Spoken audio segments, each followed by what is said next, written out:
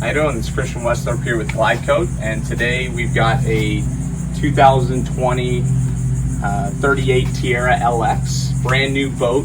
Customer has just taken ownership of it, and a question that we get a lot from people is, I've got a brand new boat, can I just slap the coating on it and go from there? Don't have to do any buffing, it's brand new.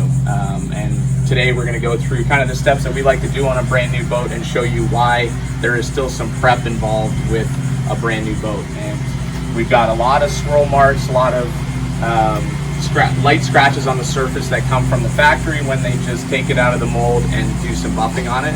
Also, we use our glossmeter to show the shine of the surface, and even a brand new boat can be enhanced with our application process and the ceramic coating. So this boat, brand new, has got a painted hull, and the glossmeter readings are averaging right around 86. So we've got as low as 84, as high as 88, and after doing our whole application process, we're going to get that up into the 90s, which is better than a brand new boat.